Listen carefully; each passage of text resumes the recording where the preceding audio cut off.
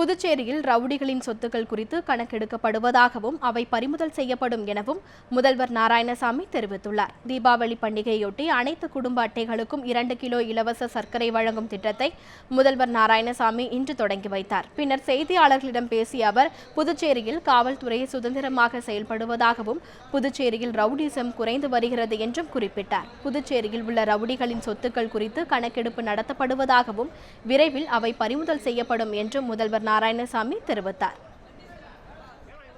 தவறு செய்பவர்கள் யாராக இருந்தாலும் சரி, குற்றவாளிகள் யாராக இருந்தாலும் சரி, செயின் பறிக்கிறவர்கள் யாராக இருந்தாலும் சரி, நிலத்தை அபகரிக்கிறவர்கள் யாராக இருந்தாலும் சரி, ரியல் எஸ்டேட் பண்றவங்க போய் பணம் கேட்கிறவங்க யாராக இருந்தாலும் சரி, மாமூல் வாங்குற ரவுடிகள் யாராக இருந்தாலும் சரி, வீடு அபகரிக்கிறவங்க யாராக இருந்தாலும் சரி, எல்லாரையும் பிடிச்சி சிறையில் போட சொல்லியிருக்கிறோம்.